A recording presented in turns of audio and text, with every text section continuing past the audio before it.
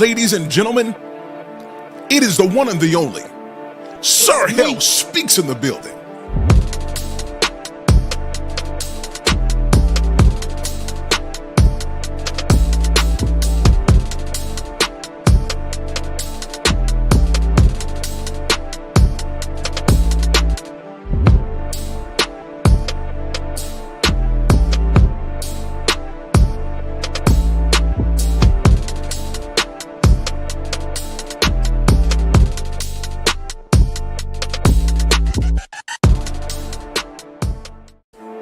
Ladies and gentlemen, it is the one and the only Sir Hale speaks in the building.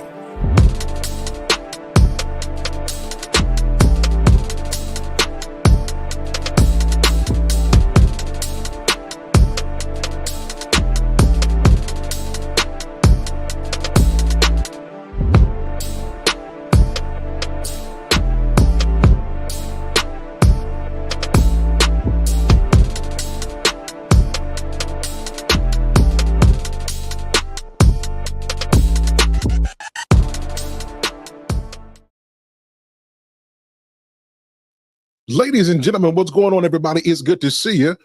Guys, are we coming through loudly and clearly? Sir Hale speaks. I want to make sure we have a quality stream and that everybody who joins this, that we have a good time. Are we coming through loudly and clearly, my good people? What's going on? Happy Friday to everybody. Welcome to another edition of Sir Hale Speaks in the building. God, that feels good. Let me do that one more time. Welcome to another edition of Sir Hale Speaks in the building. I'm glad to see everybody here tonight. Listen, we're off to a great show. We're off to a great start tonight. But I'm going to need you guys' help really quickly. I need to get back into the algorithm because I've been off for way too long. So, guys, everybody hit the like button. Everybody invite somebody to join. We're going to have a pretty good conversation. I think I'm going to get you out of here in less than 60 minutes. It's going to be that good of a show. Everybody hit that like button for me. Make sure if you are not yet subscribed to the channel, show some respect to the channel and make sure that you guys subscribe and invite somebody else to do the same as well. All right. Before I get to the show, everybody let me know where you are listening from. I need everybody who's watching this to let me know where you're listening from. I want to make sure that I show some respect to every city that's represented in the comments. What city are you watching from? What city are you listening to? Whether you're driving in your car and you've got YouTube playing in the radio or you're watching this on your television, what city are you listening from? I want to make sure I give a shout out to where you're watching from. I am here in the great country, the great state of Texas. I am here for now, typically between here and Chicago, but I'm in Texas for now. Where are you guys listening from? Wait till I get a couple of comments coming in. Yep, guys. And again, if you're just tuning in, hit the like button. I need everybody to hit that like button for me. We have got to get back into the algorithm. All right, a couple of house cleaning things. So you guys saw that I had originally changed the name of Sir Hale Speaks to by Ernest Hale. I was trying to be different, and it just, no. Sir Hale Speaks, my marketing team said, Sir Hale Hits. And so we are rebranded back to what it was supposed to be in the first place. We are Sir Hale Speaks. We've got SirHaleSpeaks.com, and we are Sir Hale Speaks across the board. So make sure we hit that like button for me. Invite somebody to join. We're going to have a pretty dope conversation. So you guys saw the title of the show. You guys have saw what we're going to be talking about tonight, but I'm going to pivot just a little bit. I'm going to talk about a couple of other different things because I think it's important. So not only am I going to talk about the whole insecurity, you've got somebody who's jealous of you in a relationship. I want to touch briefly on the whole conversation around Stephen A. Smith and LeBron James, because I think the media is going along with a story and very few people are dealing with the actual reason for the whole altercation between LeBron James and Stephen A. Smith. And for those of you who are saying, Sir Hale, what in the world are you talking about? Well, so a couple months back, a few months back, during the NBA season when LeBron James was playing, Stephen A. was attending one of the games. And during the third quarter of one of those games, LeBron James stood up went directly into Stephen A. Smith's face and confronted him about some of the things he had been saying that were disparaging, at least from his perspective, about his son and his fatherhood. Since that whole ordeal, Stephen A. Smith has gone on numerous shows, pretty much, I won't say denouncing. He's been out open and honest about his feelings toward LeBron James. He just most recently came out and said he can't stand him, right? And it's been because this narrative has been about LeBron James doesn't like to be number two. You know, he doesn't like the fact that Stephen A. Smith has him ranked next, under Michael Jordan, so he won't be the GOAT. And that LeBron James is upset of the criticism to Bronny James. So that's the narrative Stephen A. Smith is going with. Now, everybody, let me stop here. I respect both of these brothers. Sir, let's just get that over with. I respect them both. I respect what LBJ has done for the game of basketball, for the ambassador that he is, for the man that he is in terms of his family and him being a father. Respect him. The same thing with Stephen A. Smith. You guys have seen his episodes. You can hate him all you want to. The man is effective and he is highly entertaining. Most recently, he's brought his daughter and nephew on the show, and you get a chance to see men who are actually being productive. So I can't hate on either one of them. However, I can be objective. And I want to say this unapologetically. The issue that LeBron James has with Stephen A. Smith has nothing to do with the criticism on Bronny James as a basketball player or LeBron James as a basketball player. I'm going to show you what I believe is fueling what fueled LeBron James' reasoning for confronting Stephen A. Smith at the game. Now, when I show you this, I'm going to open it up because I want to hear from you guys and see if you guys can understand the perspective that let's take LeBron James out as a basketball player and insert him in there as a parent. I want you guys to tell me what you guys think about this. Let me pull it up. Let me pull it up really quickly. We're going to see, and I want to get you guys' thoughts on it.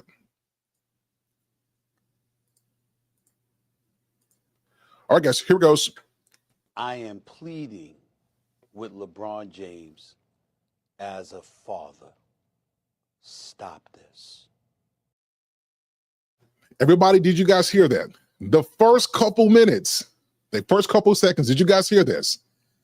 It's important to listen to this entire clip because the narrative that Stephen A. Smith has gone on with, we have just bypassed this. And there's been some statements made or some assertions that nothing has been said about LeBron James as a father. Nothing has been spoken about this. And within the first couple seconds of this clip, you hear what is to me the primary reason for LeBron James confronting. This is the fuel between the animosity between Stephen A. Smith and LeBron James. I'm going to rewind it and then I'm going to let it play. I am pleading with LeBron James as a father. Stop this. Stop this. We all know that Bronny James is in the NBA because of his dad. Okay, everybody, did you guys hear that? Guys, let me know if that came through loudly and clearly, because we've got to make this point. We got to be objective and we've got to be honest. I'm going to rewind it one more time for those who were just coming in. Listen to what's being said. I am pleading with LeBron James as a father. Stop this. Stop this. We all know that Bronny James is in the NBA because of his dad. The first game of the season, opening night, the Griffeys in attendance, father-son duo playing in an NBA game for the first time, an absolutely positively wonderful story. And then reality sets in. We love what we're seeing from him in the G League because that's where you belong. And that there, folks, is the whole reason that fueled this whole ordeal. Now, let me be honest with you. I'm an objective person. It's good to see you, Lady Hale. It's good to see you, Lady Adier. Guys, I'm a very objective person. I think I'm very reasonable. But let me tell you something just as a man and as a father. If you bring up my children, you bring up my fatherhood, and you bring this up in a disparaging way, particularly considering the fact that you have a voice that whether people hate you or love you, it is a voice that carries weight and it echoes. And if we're just criticizing me or my son based on, their professional work ethic, their professional performance, there's nothing to be said about this. There's, even if I don't like it, I have to accept it because that's what comes with the terrain. Anytime you're in the public eye, anytime you're doing anything that's public facing, you're going to come up under public scrutiny. That's just the name of the game. And so for anybody who is podcasting or speaking or anything, if you don't have thick skin, if you're not prepared to be talked about and criticized for every single move, then you're not ready for the light. But that's a different topic. So we expect Bronny James, who is coming after perhaps who I believe is the greatest of all time, of course he's going to experience some scrutiny because he is the son of one of those who are talked about in the GOAT conversation. So from a professional perspective, there is no argument in the media. They're doing their job. They're doing journalism. They're having the discussions about whether or not he's living up to expectations. So we get that. However, it is when you start questioning someone as a father and you're inserting your personal beliefs about the way that they are parenting. And so we're saying he's a grown man, and then you invoke LeBron James as a father. Well, whether you like it or not, if you kept a professional, we can keep a professional. But when you talk about them as a father, now it becomes personal and you get a personal response. That's the conversation we are not talking about. Everybody's going on with this nonsense about, LeBron James is upset that he was criticized. No, all of these years, you haven't seen him do what he did to anyone else. But who else can you say has talked about his fatherhood like Stephen A. Smith has done? And again, I love both of these brothers. They have done exceptional work for their particular domains. But we have to call a spade a spade. Coming from where I come from, I don't know any man who could hear something like that and not feel some kind of way when you start to question his fatherhood to some, and he's just trying to open up opportunities. And I think if we're being honest about this, if we're being objective and honest about this, it is every father's dream to be in a position of power where they can put their kids on. Now guys, let me know if you agree with that. I would dare say not even just fathers, I would say mothers as well. You want to get yourself in a position so that you have done so well for yourself that you can open up doors that potentially your kids couldn't have gone in with as much ease as you've allowed. So that's every man's dream. That's every parent's dream to do that. So there's no criticism on the professionalism, because no one can say that LBJ for 23 years has given everything to the game. No one can say that he hasn't been professional. The issue here is Stephen A. talked about LeBron James as a father. And here is my personal belief. Unless we have seen Bronny James out there doing something where he is breaking the law, or something that's, affecting the family brand, or something that's just terribly egregious that stains all the work that LeBron James has done, I don't think anyone has the right to invoke somebody's parenting based on somebody's work. And I think that's where Stephen A. crossed the line. Guys, what do you think about that? Now, for those of you who are not into sports, well, you guys are going to see a different side of Sir Hale. Like, these kind of things I really enjoy. And I think it's a lesson for all of us. You can say whatever you want to say. This is cool for everybody to hear. Like, you grown. You can say whatever you want to say. The only thing about that, and this is where I caution you. Sir, hell, you can say whatever you want to say. You do not get to dictate the response. And so when you put something out there for somebody who is trying to be an exemplary father, a role model, not only to their own children, but to millions of other people who are watching them, to question them as a father to prove a basketball point, I think is simply over the line. Okay? Guys, what did you guys think about that? Sir, we have to get that out the way. So everybody who's going back and forth talking about LeBron James hates Stephen A. because, Stephen A. has him number 2 in terms of who the GOAT is, that is not the issue. The issue is taking a man who has worked to be stellar, We haven't seen him in the news. We haven't seen him doing all type of egregious things. We haven't seen that. To question his fatherhood based on basketball, I think crossed the line. Okay. All right, guys. So with that being said, we're going to move into the meat of our discussion tonight. I think it's going to be pretty good. So everybody, invite somebody to join. If you guys haven't invited somebody to join, if you haven't liked the stream or subscribed, take a few seconds and be sure to hit the like button and to subscribe to this channel. I think we're going to have a wonderful show, and we're going to talk about something that I think is important. All right, let me share this next video, and we're going to get right to it. Answer. If you feel inadequate, there's a lot of healing that you got to go through. Like, you have to understand more about that insecurity and learn how to rebuild that security back within yourself. The belief in your head about yourself has been changed, has been skewed. So therapy can help you with changing that narrative that you created in your mind. And it's possible too that the reason why it is so triggering is because you have some past trauma that created the insecurity of inadequacy in the first place. So you got to go back, repair that to repair your own bond within yourself. So that's why, yeah, you got to go to therapy for that. So many people are in relationships that don't need to be, and they got a lot of insecurities. You should not be in a relationship if you're insecure. Guys, this is the heart of what we're talking about tonight. So we're talking about, I've got somebody there jealous and insecure. That is the foundation of our conversation.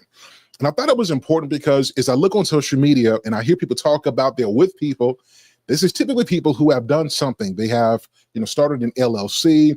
They have, gone on a weight loss journey, opening up a new business. So they've done something, right? They've done something. And based on them doing something new, there is this idea that they're with somebody who is now jealous of them. The person who they're with, they're now jealous, they're insecure. And as that person begins to do better in life, they earn more money, they get around new connections, new spheres of influence. The assumption is the person who they are with is now insecure. And I want to address a couple of these things, because I think it is too easy for us to just say the person I'm with, they're insecure. It's them, they're insecure, and they need to go work on themselves. Now, I want to break this down in two different ways. There is a difference between somebody being insecure, innately insecure within themselves, and then somebody being insecure in the relationship that you're in. And I think that on the surface level, if we just say you're insecure, there is no need to have a discussion to determine whether or not that insecurity is justified. That word, that term of insecurity is used to attack a person, typically when there is something that needs to be addressed that the other person just doesn't want to talk about. So the way we can shut a conversation down just very easily without going back and forth and without actually investigating is to say, well, she's insecure.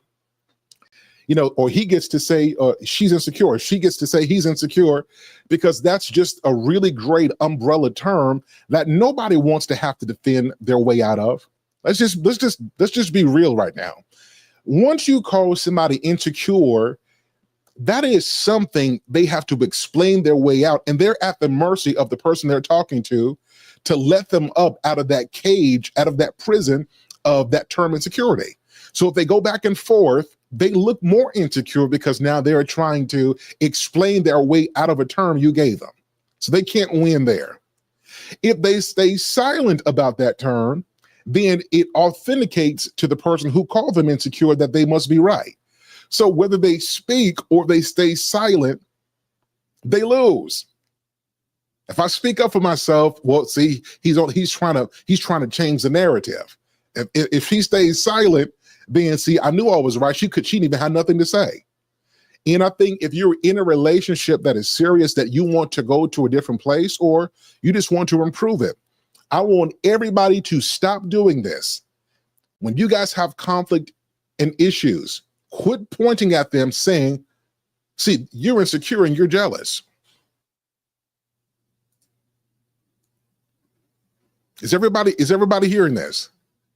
You have to stop doing this, because I think that that is the easy way out, so that you don't have to take accountability or consider the fact that if they are insecure, that maybe they're not insecure within themselves as a person. Maybe they are simply insecure in the integrity of the relationship that you two said you're building. So let's talk about this for a second. What are the differences between somebody who is inherently insecure and somebody who is insecure within the relationship? Here's the first thing. If a person is insecure within themselves, nothing you do right can give them peace of mind or calm about the relationship. Nothing you say or do. You could be faithful. You can share your GPS location. You can let them know every single move you're making. You can brag on them. You can compliment them. You can go overboard to shower them with love and with compliments, and nothing you do, no action you take, nothing will ever be enough, because you can't pour into somebody who has an open wound. Everything you pour into them will end up going out, because they have an internal wound that nothing you do can fix. That's an inside job. Okay? That is an inside job. And it's important to say this, because if you go into any relationship thinking that you're going to be so wonderful of a person to them, that you are going to pour in so much and you're going to alter what's going on inside of them, I'm going to say this very bluntly, because this, as a coach, as a preacher, as a minister, I'm telling you what I've seen. If they don't do the work themselves, they will drain the life out of you. And then once you are a shell of yourself, they'll discard you, saying, see, I could do better. I'm telling you guys what I've seen. I have seen men, I've seen women pour into someone who had their own work to do. And I mean, they were genuine about it. They were supportive and loving and giving and understanding, and listened to them all hours of the night, heard all their stories and stuff.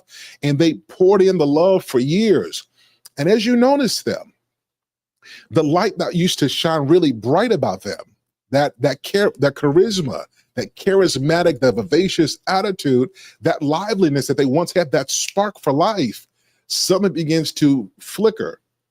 It gets dimmer and dimmer over time, so much so that their personality isn't the same. They used to love to joke and go have fun with people and share ideas and go to the museum. And, they used to love life. And then after years, you look at them, and it's not that they've just gotten older. It is not that they have changed their personality. It is that they are with a sucker. Let that sit for a second.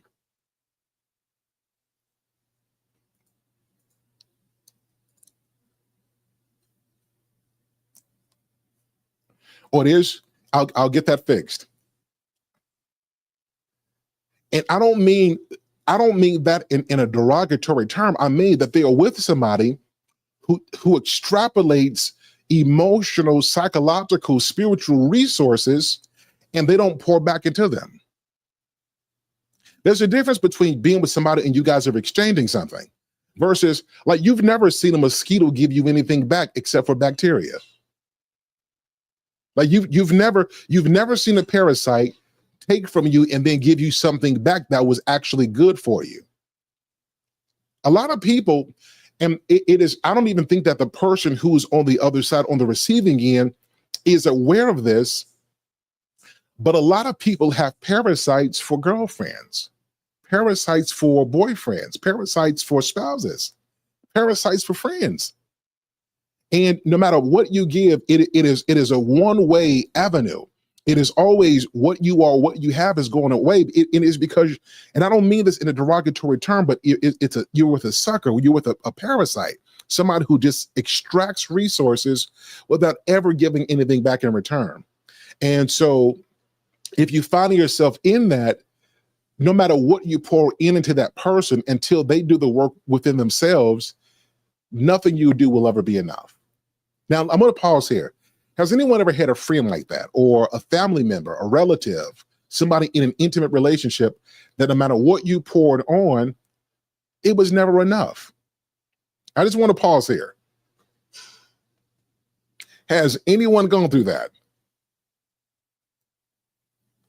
You guys leave me a comment. I really want to hear, I really want to understand if you've experienced this. If you have gone through this, then you know what it's like. And if you keep on pouring and they don't acknowledge or appreciate or make you feel guilty for trying, you will start to think that you're not doing enough.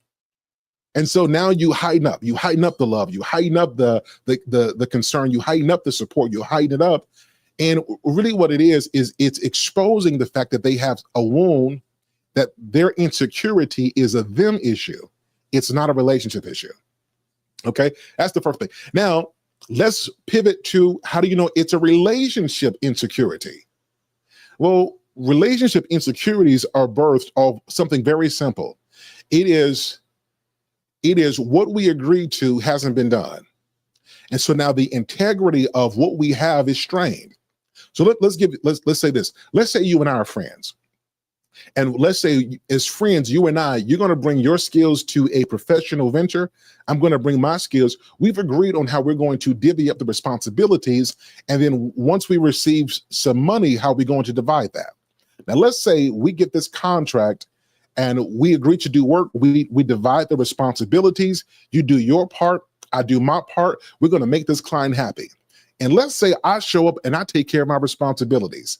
Like, I do what I'm supposed to do. I am stellar. What we had on our SOW, like what we had on our statement of work, the timeline, the plan that we had in place, I followed it to the T, and I've exceeded expectations. I've communicated. I've done my job. I've made you look good as a friend on this business venture because I have shown up.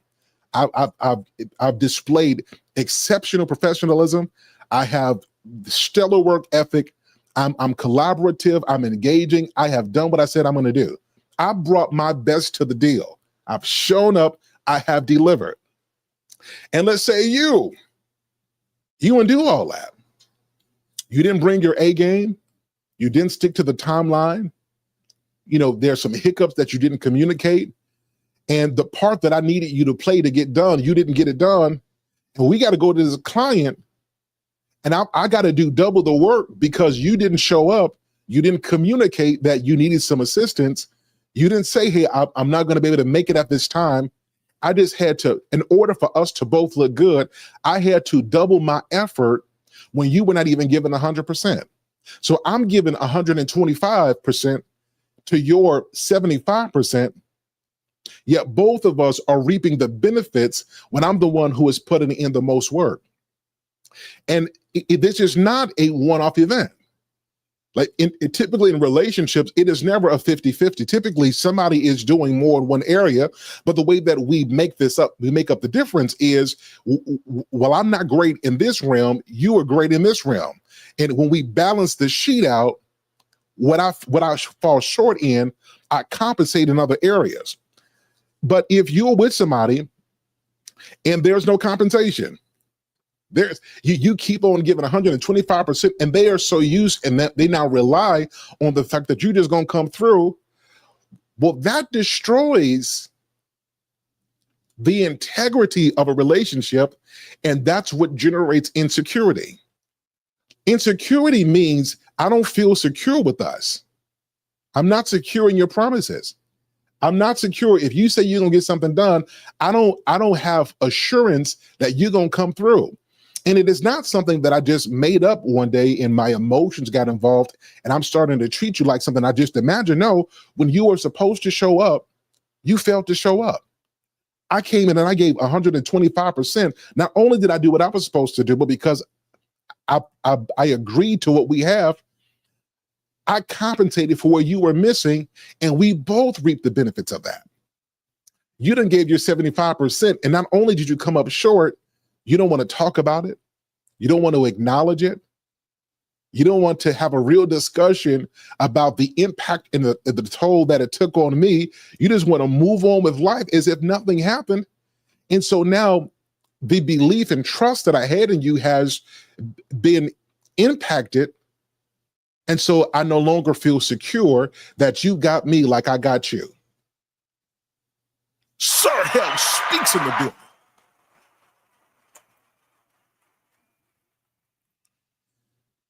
That's what insecurity is. Insecurity is not something somebody just sit there and they just imagine themselves into insecurity. There are some situations where you cause that. How do you cause insecurity in your relationship? By failing to show up, by failing to deliver over a period of time. Now, let's be honest here.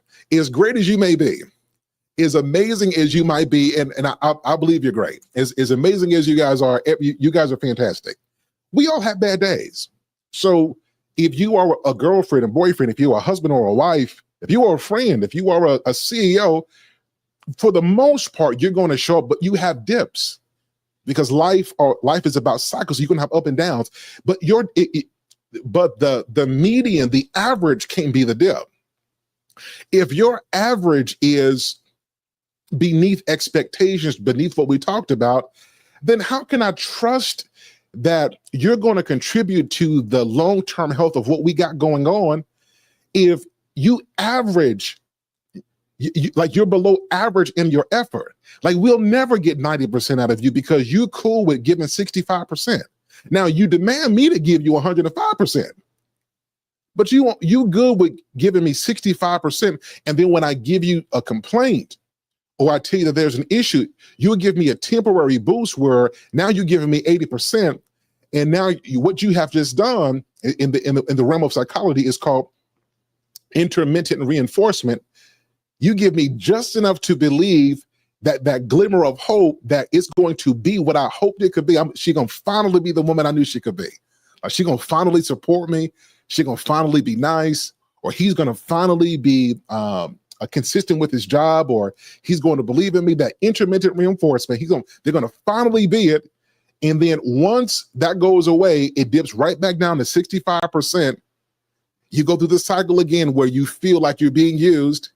You have a conversation and you threaten to leave, and then they boost it up to 80% again, the intermittent reinforcement, and it's a cycle. And then over time, you sit up there. You're like, am I crazy? Like, am I asking for too much? Am I doing too much? Am I not providing? Do they not care about me? Am I not the stuff? Am I losing it? Am I losing my mind? You're not losing your mind.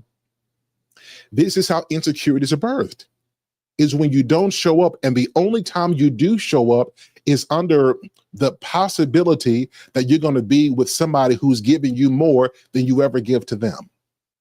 That's what causes relationship insecurity. Okay, now let's pivot to the first of all, everybody, we're getting this. This is very important, because in relationship counseling and coaching, I see people just be too quick to talk about the insecure. But the question is, did you create a vector for insecurity? If you are a husband, have you shown up as one on a consistent basis? Ladies, if you are a wife, have you shown up for one on a consistent basis? And we're not just talking about, yeah, I give them some. Like, let's just grown folk to grown folks. Sex is not the basis of how you build a lasting relationship. To be quite honest, some people, after you don't show up, they don't even want it no more. Like, I'm telling you, when you get grown, you no longer have that same urge to just like, you can't, that doesn't answer any questions. As you get older, it's like, listen, some things I could take care of myself. And I don't mean to be graphically inappropriate. I'm just telling you how people see things in the context of a relationship. You can't use that as the get out of jail free card to get out of accountability card. Like the whole, I'll give you some and we're not going to have a conversation about that now. Like, we can do that, but after this, there needs to be a correction in the behavior that's contributed to this insecurity that we have in our relationship, right? That's just grown folk stuff. So to all of you who are on here who have seen people weaponize sex or use it as a manipulative tactic to get out of having meaningful conversations where we have to address bad behavior, right? You can't use sex as an escape accountability card, because if you do this, if you use sex as the answer, what happens when you're no longer having it? You've just trained the relationship to go look outside for something because you won't have the meaningful conversations that need to be had. And as you get older, listen, I can take care of that myself. Like I'm not that desperate, right? I'm not. Listen, I'm not 26 anymore. Like I'll be fine. We have to talk about what needs to be talked about. That's just real, right? And let's pivot to friendships. The same thing with friends. You can't just not talk to me for 2 weeks and then after you miss me, say, you know what, I miss you. And we have this wonderful moment, this wonderful reunion. And off the mere feeling of I miss you, and you bring in, some food over and we rehearse the good times. Like you can't give me some chicken wings to get out of accountability, right? You can't buy my favorite meal. I'm not that hungry. You know what I mean? Like you can't buy me some coffee. I'm not that thirsty. If there's something that needs to be addressed, we have to be adults about it and address it, because that's how insecurities are born. There is a problem and we're gonna act like it's not there. So we just gonna keep on walking over it. We're gonna act like we've got strength we don't have. That's insecurity. Okay. Now listen, when I was a kid, by our house, we had train tracks. So we lived in a court, and across the court, there was a creek, and across the creek was train tracks. And so when we were trying to be, be explorers as children, all of us have done that before. When we go explore outside and we go new places and stuff, we would crawl through the opening of the fence. And in order to get over the train tracks, we had to cross the creek. And there was no bridges that were built. So what happened is people over time took logs and took 2x4s and just created a path where you could cross over from the ground over the water to the other side.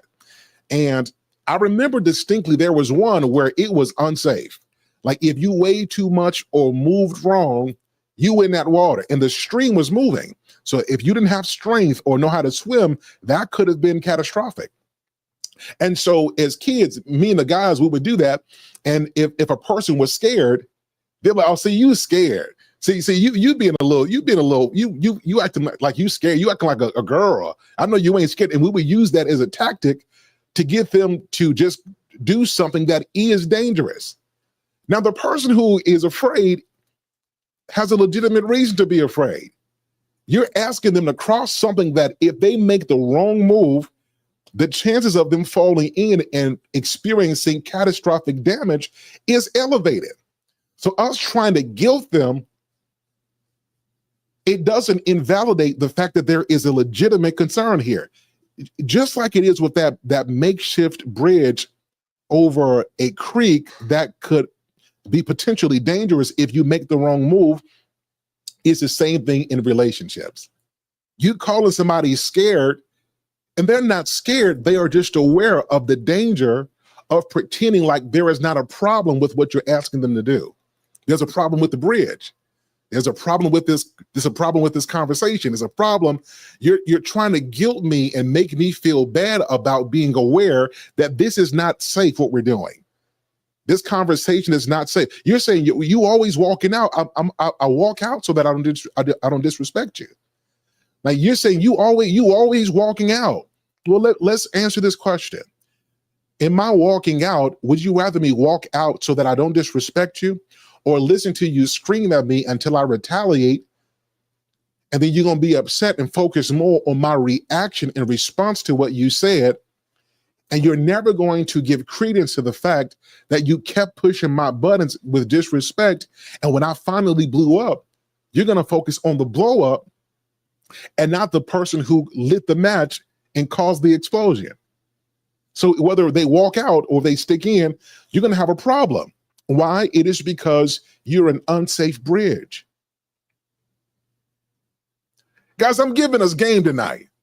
I'm giving us game tonight. This is the stuff we talk about in my coaching. I'm talking about people who've been married for 20 years and, people who are in their 60s and 50s. This is stuff that you know on a cognitive, on an emotional level, but put it together in words, it gives you a vivid picture of what's really going on here. And so everybody who's on here, I want you to ask yourself this question: are you an unsafe bridge? Are you unsafe? and you don't even know you're unsafe because you're willing to risk hurting the relationship. Like, think about the kids who are willing to just without consideration of their life, just willing to cross the creek, right? Just hopefully nothing goes wrong, right? Because they don't have an awareness of the dangers that they're in. Are you making a person, you're penalizing them by calling them names and making them feel weak because they are more cautious about something that you need to be cautious about as well?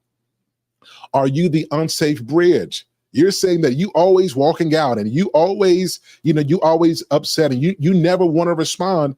It is because I would rather be silent for a few minutes to preserve what respect I have for you than to engage in something unhealthy and toxic. And then you're going to beat me over the head. You're always going to look at my response.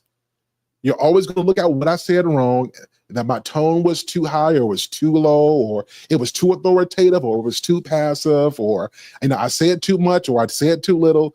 We're going to focus on everything other than why I've responded the way that I've responded. So you have to ask yourself, are you an unsafe bridge? If you are an unsafe bridge, that is what causes insecurity. Yeah. Everybody, now listen, if we're honest about this, if you are over 28, the chances are in some areas you have been an unsafe bridge and you have experienced an unsafe bridge. That's just what it is. The real question is, though, have you learned from it? Like, have you learned from how many arguments do you want to have?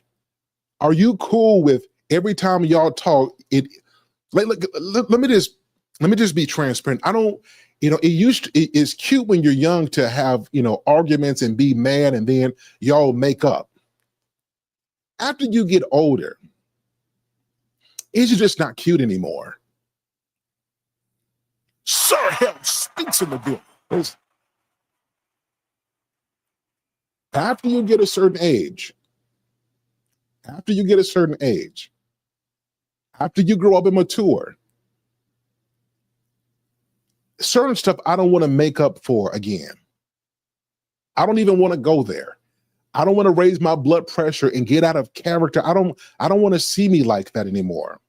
And I would appreciate if you respect the fact that I'm trying to grow. And I'm going to encourage your growth because there's a more healthier way for us to do stuff. And if you're not committed to growth, you won't respect my growth. And then here we go, there's another insecurity. So now we can't talk. Now you don't support my growth. You're not growing. And I want you guys to think about this. Think about you're sitting on a four-legged chair. And every issue that I talk about, it is somebody taking an axe to one of the legs of those chairs and slowly chipping away at the integrity of one of the legs. Neither one of these issues in and of itself is sufficient to break the leg, but the fact that I can't talk with you, an axe to the leg. The fact that you are highly argumentative and irritable and can't stick to the subject, hit to the leg. Every time we talk, you become defensive and you don't want to address why you're defensive and resolve anything. It's a hit to the leg. And think about it, you go through this problem after problem. Next thing is you can't even sit right in the chair. I don't even want to sit here anymore.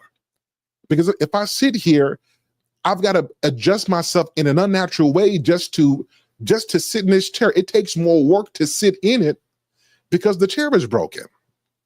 The chair is supposed to be a place where I can come and relax. I've got to do more work to sit because it has been broken and damaged in areas and it can't be what it's supposed to be. And so I have a legitimate concern. I don't want to sit in this chair. Oh, you don't want to sit in this chair? I know how to sit with three legs. It ain't no problem. All you got to do is sit a particular way and you should be good.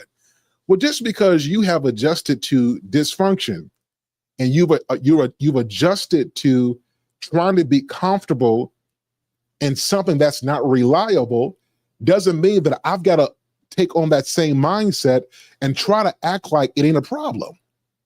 The leg is broken. Now we could sit here and we could sit and pretend like nothing's wrong, or we could be adults and get the leg fixed. It seems overly simple, but But guys, we get what I'm saying? Like, we just gonna act like ain't nothing wrong with this leg. We gonna act like we good here. Like, no, the leg is broken. Let's fix the leg.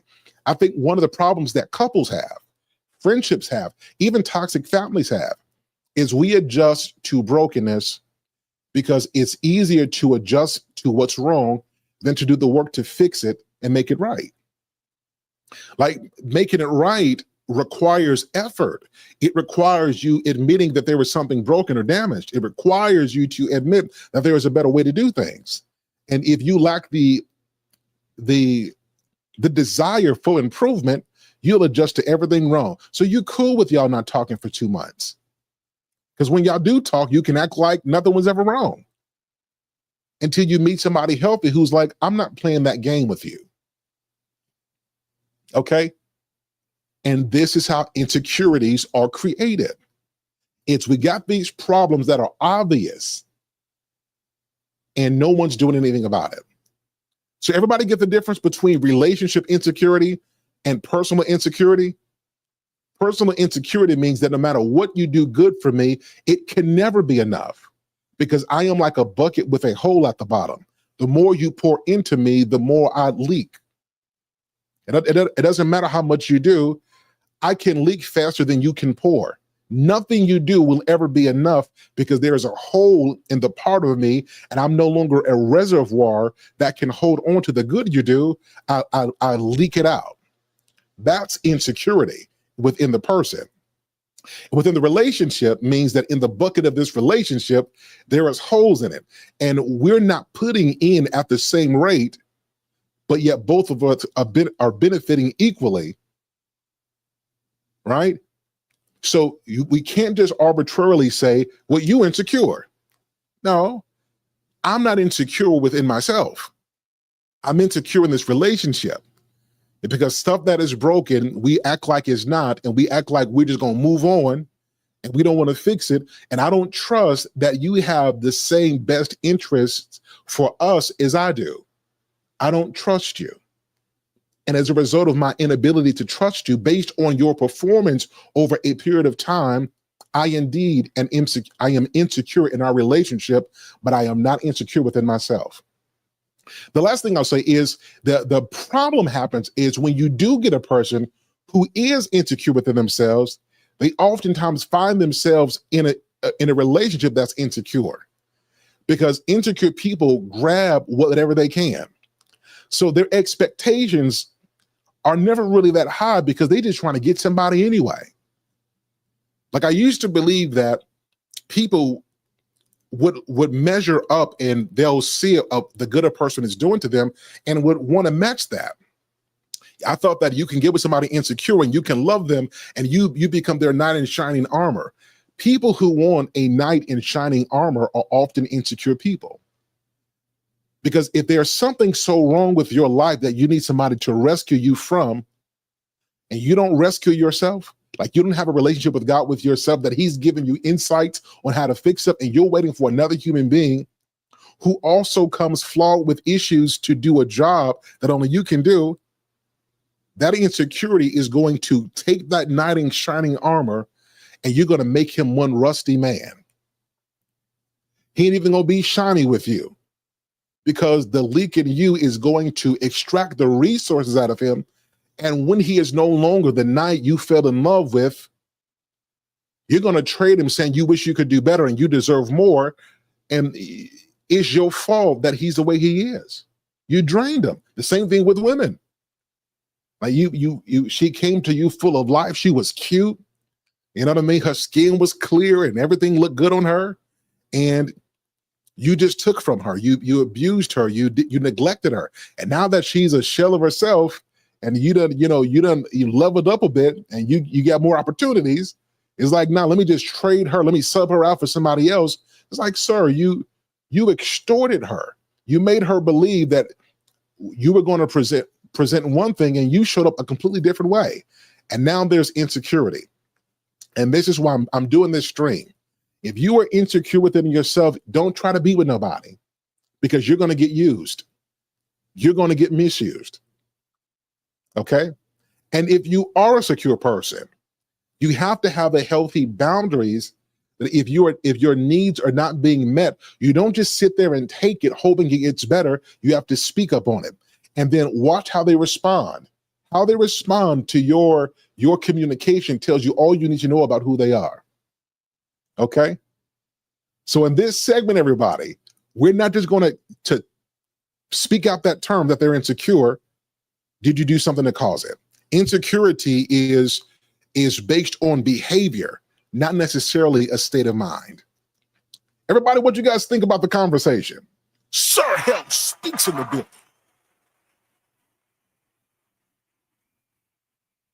You guys let me know what you guys think about the conversation.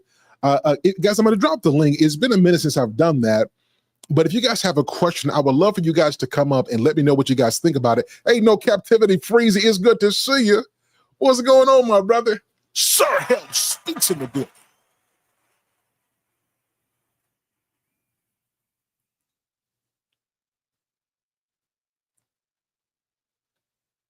Yeah, man, it's good to see you. Guys, listen, I'm gonna have the stream up for just a minute, but if anybody wants to come up here and just ask any questions, or if you disagree with something that I said, everybody gets about 3 minutes. I definitely want to hear from you. But guys, what did you think about the conversation tonight? Shout out to Scam Likely Show. Does getting fat count as growth? Getting fat count as growth? It does not. No Captivity says, what up, Sir Hale? Good to see you. I appreciate all the work you're doing, sir. I appreciate all the work you're doing. It's good to see you, my brother. Shout out to Lady Yanye, who's been in the chat. Shout out to Lady Hale, who's been in the chat. Yeah, so, you know, something, you know, I'm glad you said this. This is a big thing. In relationships, not only is you're insecure a thing, but I do see a lot of instances of this control. I see a lot of issues on that. And I've noticed, particularly in coaching, there was this one couple who I talked to, and both of them had a different definition of what control was. So if one of them stood up for themselves and said, I'm not taking that. Like, if you talk to me this way, we're just not talking. Like, if you speak to me in a disrespectful manner, we're not having the conversation. Well, one person said, you're trying to be controlling. You're trying to control the way I talk. Now, everybody, let's pause here for a second. If you have a conversation with somebody, and let's say that they're being aggressive and disrespectful, and you say, hey guys, like, we can have a conversation, but you can't talk to me like this. Guys, is that controlling? If that's controlling, put 1 in the chat. If it is not controlling, put 2 in the chat. I'm going to give you the scenario again. Let's say I'm talking to No Captivity, or I'm talking to Scam Likely. I'm talking to somebody, and I'm coming off, and I'm straight going, I'm speaking the way I speak because this is who I am. And they're like, hold on, wait a minute, hold on. You can't listen. I'm not going to talk to you that way, but I'm asking you not to talk to me this way. I'm asking you not to raise your voice at me. I'm asking you, please don't cut me off. Like, please don't do that. Like, I'm gonna hear you out, you hear me out. If you said that is that control? I'm telling you the answer to that question is an unequivocal, a resounding no. But in my coaching session, one person thought that was. Because to them, they don't have the opportunity to just be themselves. And sometimes your self messes stuff up. You got to be an improved self. If you never learn how to have a conversation or a disagreement in a respectful manner, then you take the toxic mindset that you're going to be domineering in a conversation, and people who are healthy just ain't going for that, right? So it's not an unhealthy thing. It is called a boundary. And so I want to be careful. Like, we don't want to call people having legitimate boundaries and they are really reciprocating what they're asking you of. That is not a control thing. The other thing when it comes to sex, like, sometimes there is a thing about sex. There's a thing about you using this as a control thing. typically I don't see men doing this. Men be trying to get it wherever they can. I've seen women do this, but in certain instances, I have seen it on both sides. And here's my belief about this. There are two different things happening here. If a person is saying, listen, I'm not interested, like this is particularly for married folks. If I'm just not interested, like I just don't want it. It's not that I don't want you, it just I don't want it. There's a couple different things. What's going on in life? Like what's happening in terms of their stress levels? Like what's going on at the job, or did they lose their job? What's going on with their health? Or are they having, issues with their health? What's going on in their family? Did somebody pass away? Is somebody sick? There are a myriad, a plethora of issues that can contribute to somebody's libido. And if you're not sensitive and ask questions about what's going on, you'll assume, well, you're just trying to control me. No, it's not control, it's life. It's life going on, right? And vice versa.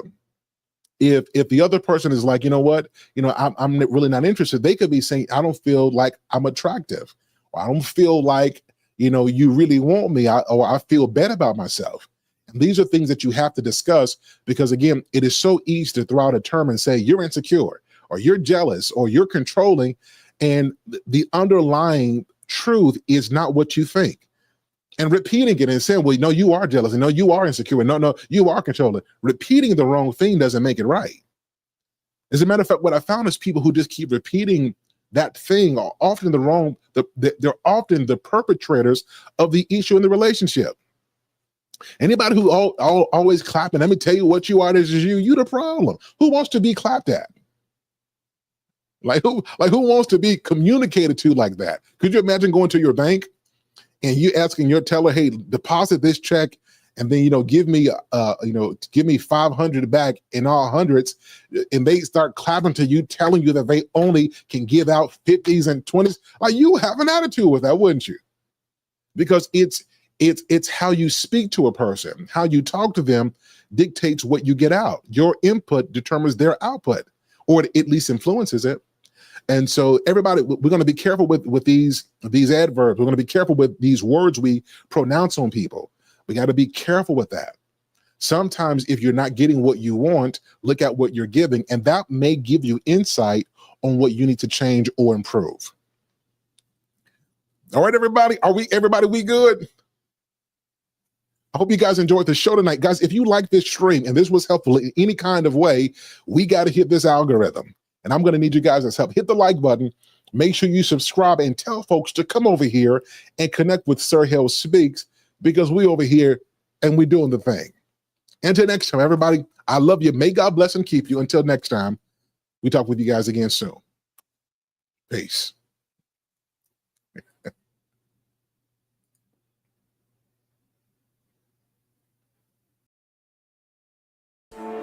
Ladies and gentlemen, it is the one and the only Sir Hale Speaks in the building.